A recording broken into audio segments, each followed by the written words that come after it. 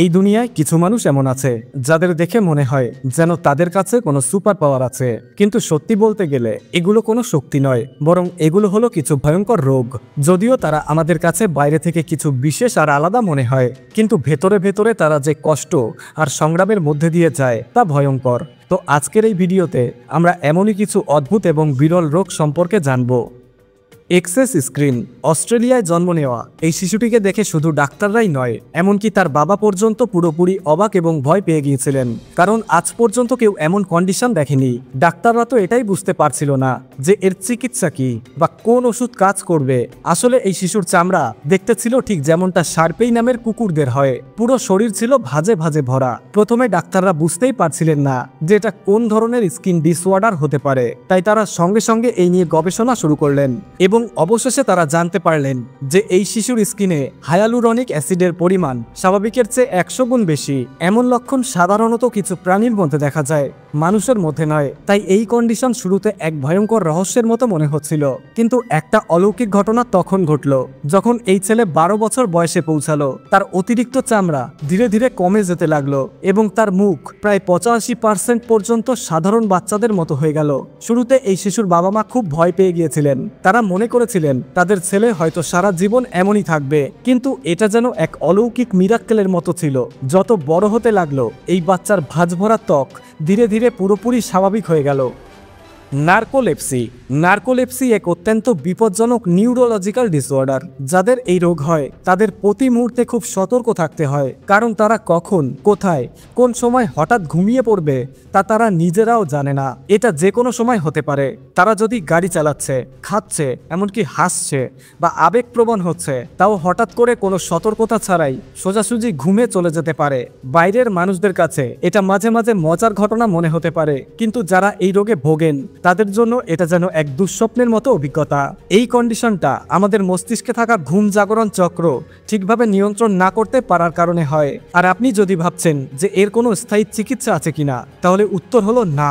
এই রোগ তাদের সারা জীবন বয়ে বেড়াতে হয়। অবশ্য কিছু সাময়িক ওষুধ পাওয়া যায় যেগুলো সামান্য আরাম দেয়। পূর্ণ দাড়িওয়ালা মহিলা। আমরা কখনো কখনো কিছু মহিলাকে গোপ ও দাড়ি সহ দেখতে পাই। ঠিক যেমন পুরুষদের মুখে স্বাভাবিকভাবেই গোপ দাড়ি হয়, তেমনভাবে কোনো নারীর মুখে গোপ বা দাড়ি ওঠা খুবই বিরল ঘটনা। আর আমরা যে মহিলার কথা বলছি তার নাম হলো হারনাম কৌর, যিনি ইউকের বাসিন্দা। শৈশব থেকেই হারনামের এক বিরল অবস্থার কারণে তার মুখে দাড়ি উঠতে শুরু করে, আর সেই কারণেই তাকে বহুবার অপমান আর কটূক্তির শিকার হতে হয়েছে। কিন্তু একদিন সে সমাজের কথা কানে না দিয়ে নিজের জীবন গর্বের সাথে বাঁচার সিদ্ধান্ত নেয়, আর সেই সিদ্ধান্তই তাকে পৌঁছে দেয় গিনিস ওয়ার্ল্ড রেকর্ডসে। 2016 সালে হারনাম সর্বকনিষ্ঠ দাড়িওয়ালা নারী হিসাবে গিনিস রেকর্ড জিতে নেয়, আর একই বছরে সে হয়ে ওঠে লন্ডন ফ্যাশন উইকের প্রথম দাড়িওয়ালা মডেল, যিনি রানওয়েতে হাঁটে এবং ইতিহাস সৃষ্টি করে। পলিকোরিয়া।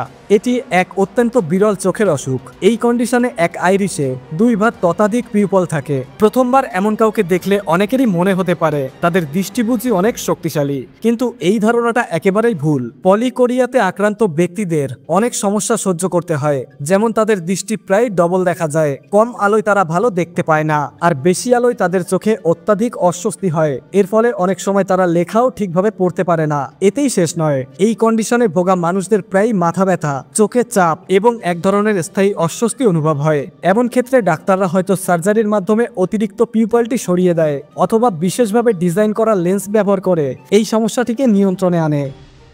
গাইনিকোমাস্টিয়া। এটি একটি এমন সমস্যা যা এখন অনেক পুরুষদের মধ্যেই দেখা যাচ্ছে এবং এটি তাদের জন্য বেশ বিব্রতকর হয়ে দাঁড়ায়। এই কন্ডিশন সাধারণত হরমোনের ভারসাম্যহীনতার কারণে হয়। যেমন নারীদের স্তন থাকে, ঠিক তেমনি এই কন্ডিশনে পুরুষদের বুকেও চর্বি বা গ্ল্যান্ড বৃদ্ধি হতে থাকে, যেটা দেখতে মহিলাদের স্তনের মতো মনে হয়। আসলে এই সমস্যার মূল কারণ হলো পুরুষ হরমোনের মাত্রা কমে যাওয়া এবং মহিলা হরমোনের মাত্রা বেড়ে যাওয়া। এটাই শুধু নয়, যারা অতিরিক্ত অ্যালকোহল পান করে বা বডি বিল্ডিং এর জন্য স্টেরয়েড ব্যবহার করেন, অথবা যাদের লিভার বা কিডনির সমস্যা রয়েছে, তাদের মধ্যেও হরমোনের ভারসাম্যহীনতা হওয়ার সম্ভাবনা অনেক বেশি। গাইনোকোমাস্টিয়া নিয়ন্ত্রণে রাখার জন্য কিছু ওষুধ অবশ্যই পাওয়া যায়, কিন্তু সেগুলো স্থায়ী সমাধান দেয় না। এই সমস্যা থেকে পুরোপুরি মুক্তি চাইলে সার্জারি এর একমাত্র স্থায়ী চিকিৎসা।